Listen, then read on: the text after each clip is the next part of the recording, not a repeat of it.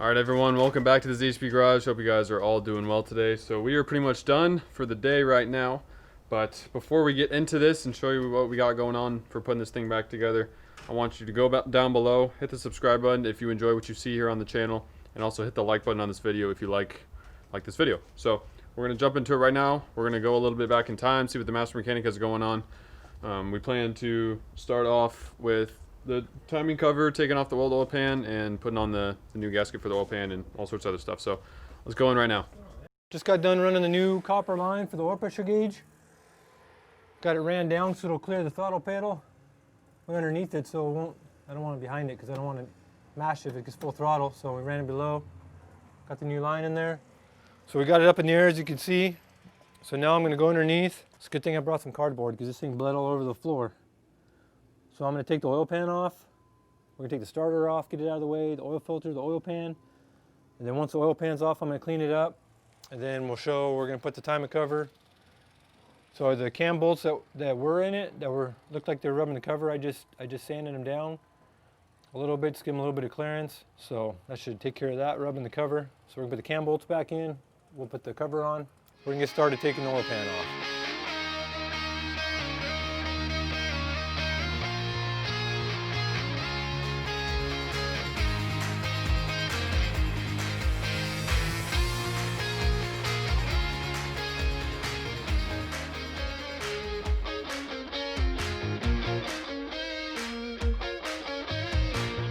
So as you can see from the time lapse, I got the oil pan out. So after I got it out, I did some work off camera for probably a couple hours. I've been working on it. So it had a ground strap on it back here. So I moved it up front. I like to put the ground strap with the battery cable. So this is going to go to the frame. So it'll be grounded to the frame, then the engine, and then the little body ground straps I put on. So this one, they normally went to the valve cover. I didn't want to see it, so I moved it back to the head. So it has a ground strap on both sides on the head. Then the one down here on the body to the frame was broken, so I fixed that. Cam bolts back in it, put a little Loctite on it, torqued them back down.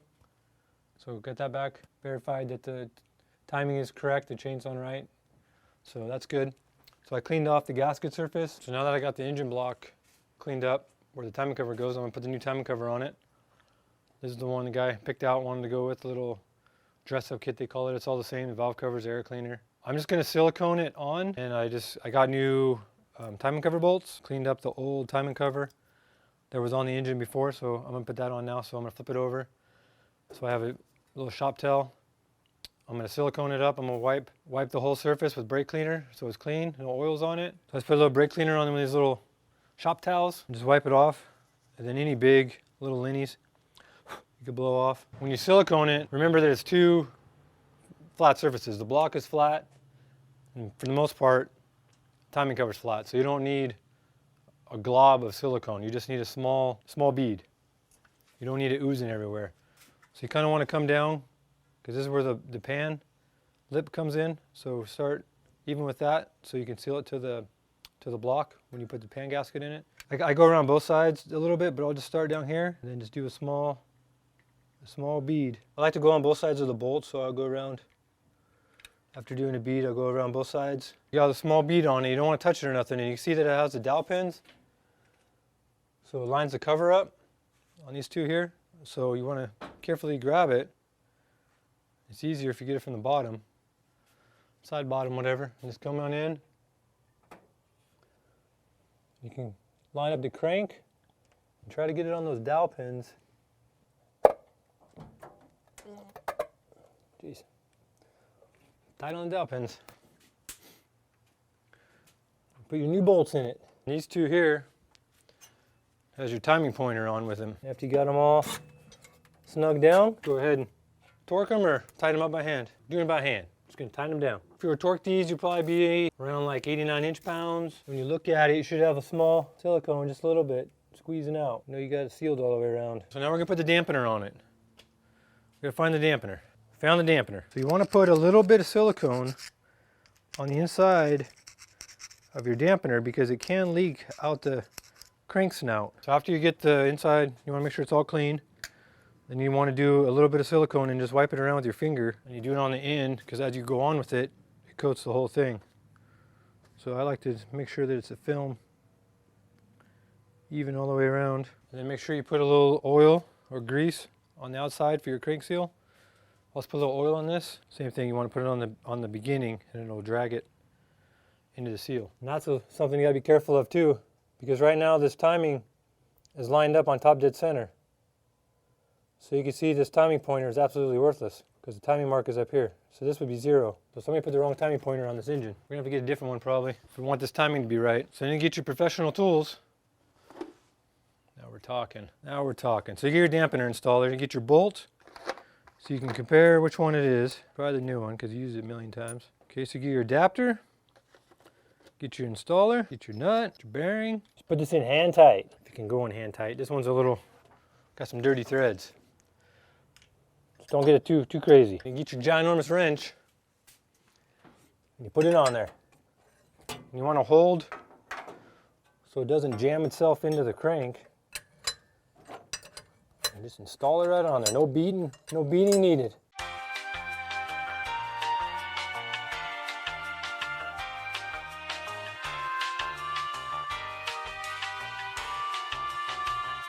Got another endurance run.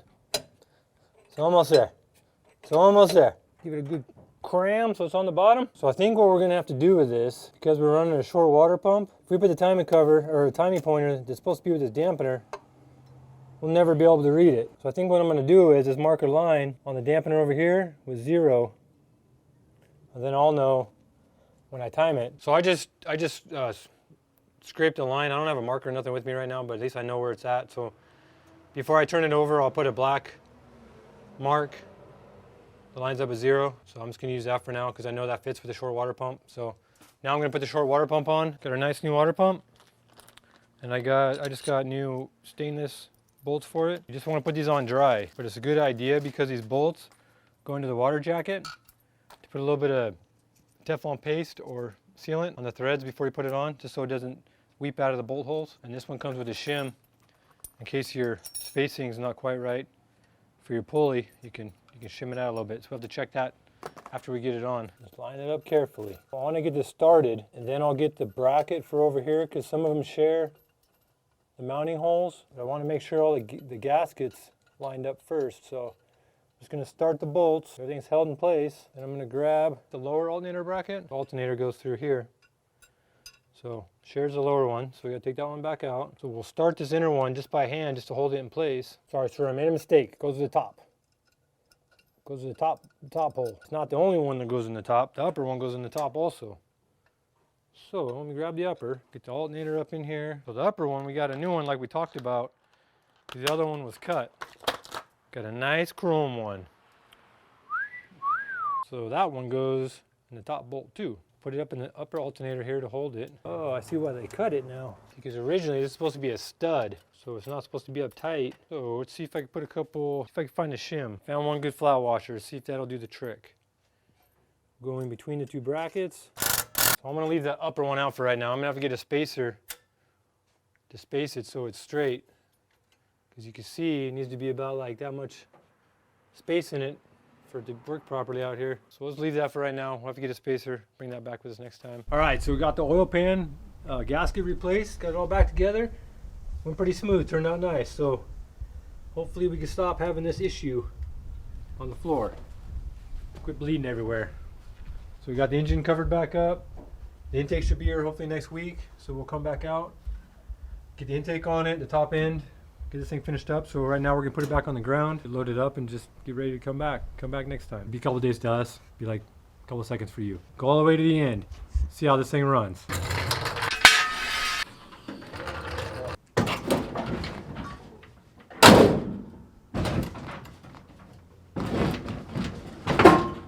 We're back here with the 64 Impala. It's been a few days, probably about a week. We were working on it this morning, get some stuff done, just some little stuff that's not very exciting to see. We got the alternator brackets and everything all finished up. See how we had to shim it, get a little spacer in there. So I got the power steering pump on, but we're dealing with the steering box and shaft has an issue, so we gotta get that. We just have the belt off. Hopefully we can start it today, so the belt's still off. We got the fuel line replaced over here. It actually had the oversized 327 line from the factory. They run it underneath the control arm and over, but being the hydraulics and everything, control arm having so much travel, it was beating it up over here. Put in a stainless, got it away from the exhaust, and then we ran the starter wires, or the battery wire, attached it over here out of the way instead of running it down by the exhaust manifolds. Then we got the ground strap on it here, got the starter wire on it, got in the loom. So we finally got the intake, showed up, nice gleaming polished one, Performer. Then we're gonna use Felpro 1205 intake gaskets. And so normally you got your intake gasket. We're blocking off the divider because this has the option to run an EGR or a heat riser. We're not running the heat riser because we got electric choke. But normally you got your intake gaskets and then you have these little cork ends come with it. So I don't like to use these, so we're not gonna use these guys. So what you wanna do, so we're gonna put your gasket on here. Kinda wanna finagle it in place, give you an idea. And then you see the gap you have here? You want to run a bead of silicone, a little bit thicker than that, so when you put the intake on it, it squishes it down a little bit. But I'm just going to run a bead of silicone in the front and in the back. They work okay for like a little bit, and then it absorbs the oil, and then it starts like wicking it through, and they start leaking. These are better though than the rubber ones that the old intake had on it. Just set the gaskets there, put the intake on, get a little idea of how thick a bead of silicone you need to run, and then just run it on the front and back. Then set the intake on there. So that's what we're going to do now. So we're going to take it off, make sure it's clean, wipe it down. We're going to put some silicone on it, put the intake on it. So what I like to do is I do the bead, and then I like to do a little film around the water jacket on the front and back, both sides. Because obviously it helps seal around the water jackets if there's any pitting or anything in the head. But then it also holds your gaskets in place. Set them down, line them up where they're going to be, and then just push around the water ports so it holds the gasket from scooting around on you. After you put it down, it kind of squishes in the silicone in the corners. So you just want to put a little dab, make sure the corners are good. This one here looks okay. You can kind of just smear it up a little bit on the gasket. Just make sure when you put the gasket on, it didn't mess up the corner. It should be even. The top of the valve cover. If you have it too high, it'll hold the gasket up and it'll leak. So now we have the silicone, the gasket's in place. I want to make sure that the intake is all cleaned up, dry, there's no pieces of garbage inside of it, wherever that came from. Then when you set the intake down, you got to grab it. This is easier because it's aluminum. You can grab it right in the runner, and you want to go straight down with it. Double check, make sure your gaskets didn't move, okay? And then you want to come just straight down. So you kind of lean over it so you can see your bolt holes. Come straight down onto it. And then we're using just a stainless steel replacement bolt. And remember on the back here, it has a bracket for the kickdown cable on the Turbo 350 transmission.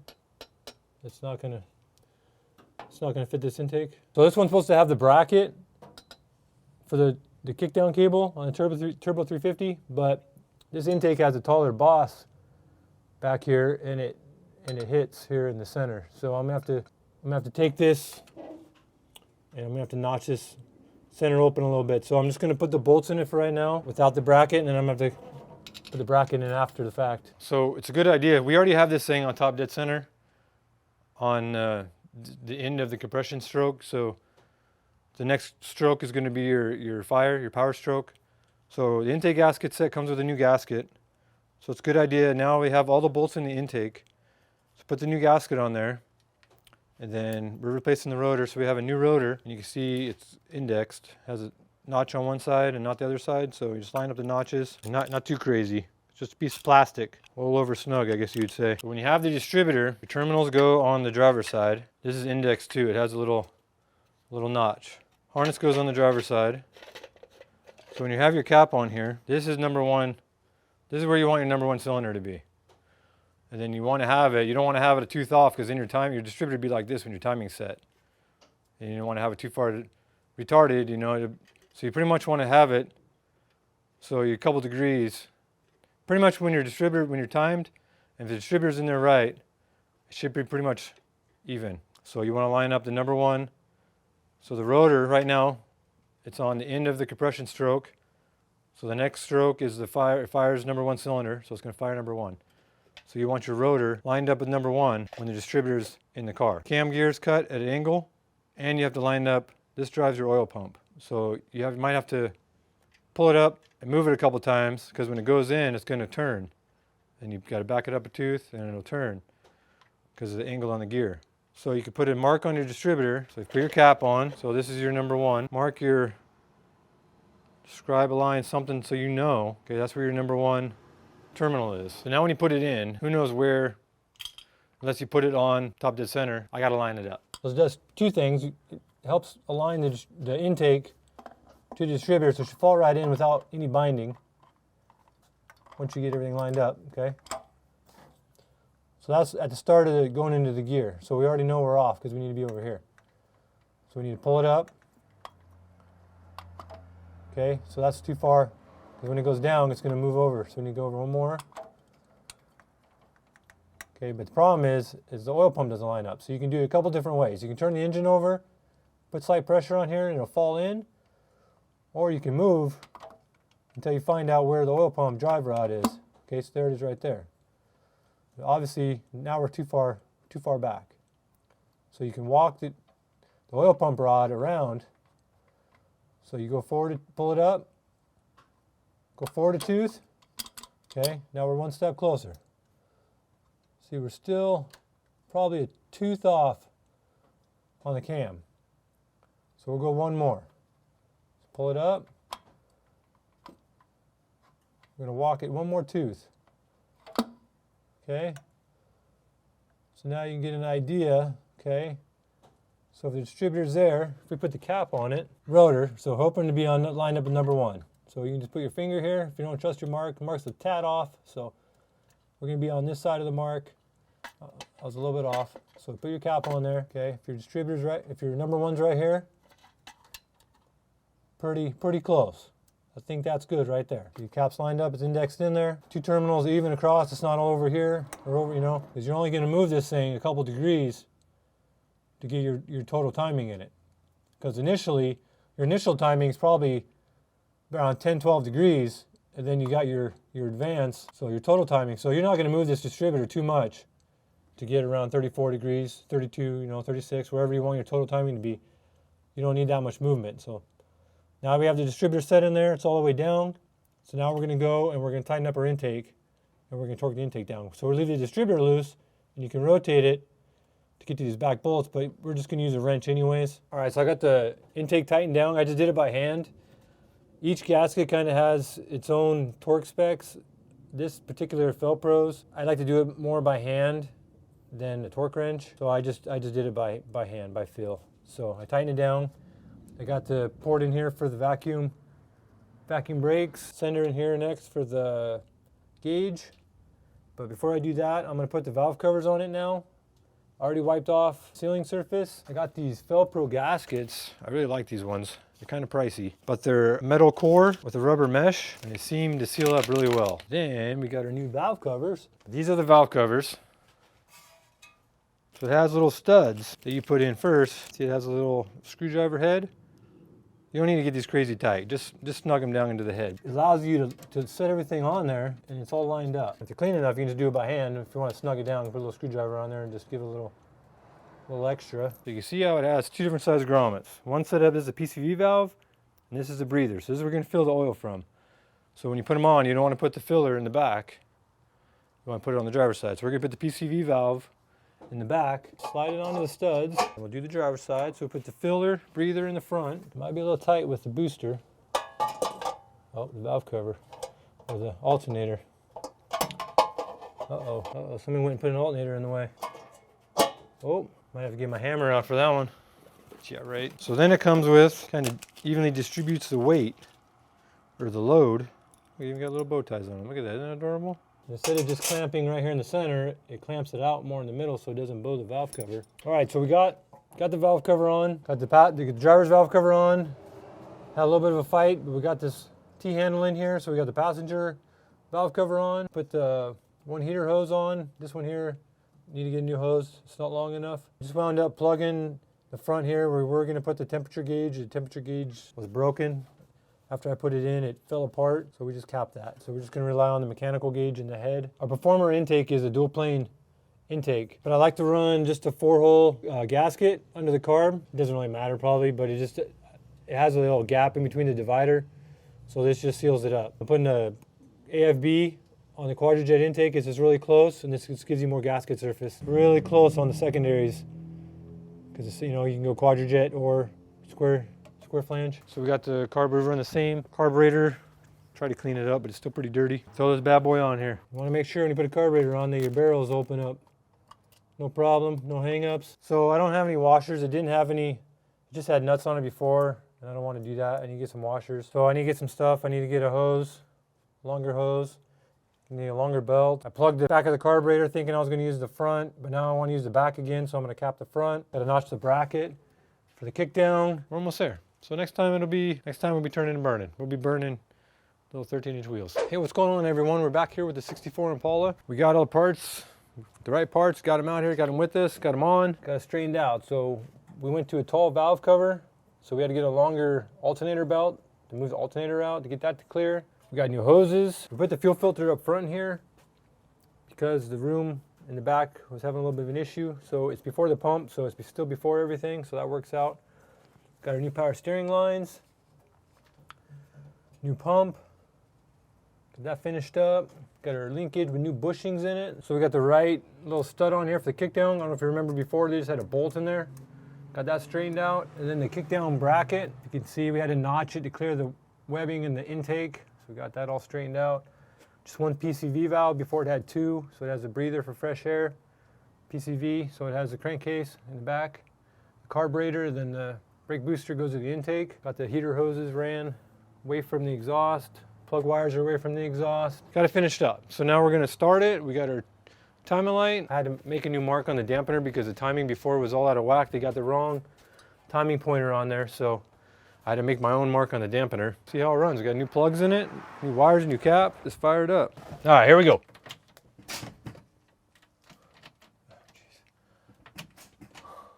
Battery's dead, sir. So we had to put it on life support. Had to put the charger on it. Stereo or something must have ran the battery dead. So let's try this again. Let's start this thing up. Going live.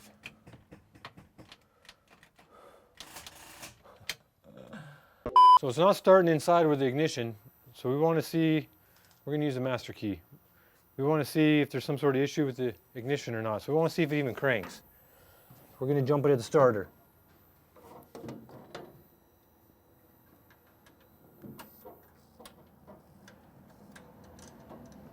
All kinds of weird noises over here. So it still wasn't cranking when I jumped the starter with the master key, and I found that this positive terminal was loose. Crammed it and tightened it up. So now I'm going to try with the key again.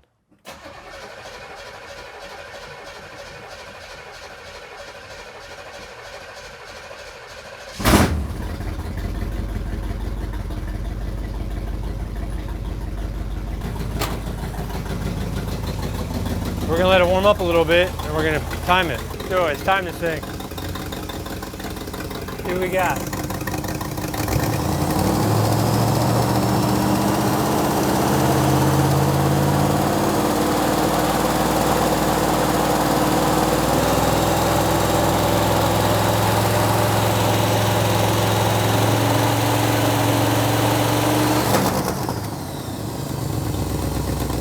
See, we got a little bit of an exhaust leak over here.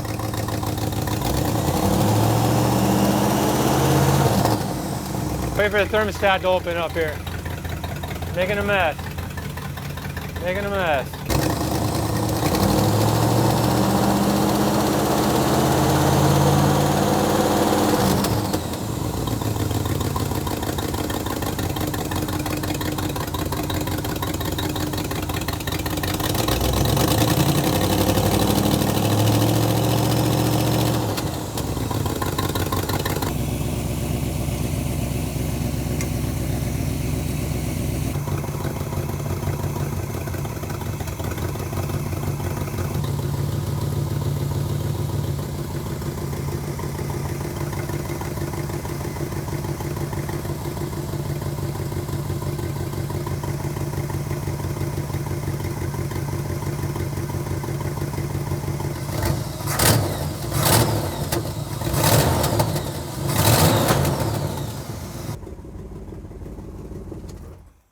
All right, so we got the timing all set. You can see the distributor's nice and straight in there like it should be. It's not all cocked. I set it at just a mild tune-up. So total timing's 34 degrees, and then you have your vacuum advance. I leaned out the idle air fuel and watched. You could see, I saw it because my timing light has the engine speed on it. I can see you can hear it too, but the engine speed came up, so it was running rich. So then we had to lower the idle, he wanted the idle a little lower for just cruising. He didn't want to like drive away from him. He wanted to more be able to take his foot off the brake and just sit there. So the idle's at 700. I adjusted the choke. Choke speed was a little high. We got it all straightened out. Got the oil full, got the power steering level full, the coolant. Wires now are in a nice loom. No wires hanging out all goofy.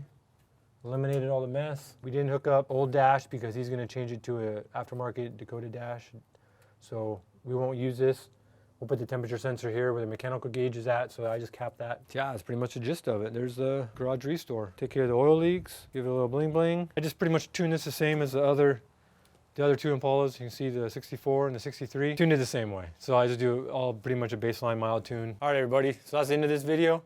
Thanks for watching it. If you liked it, hit the like, always hit the subscribe, and yeah, we're out. We're going to the next job. That's a little much on his clothes.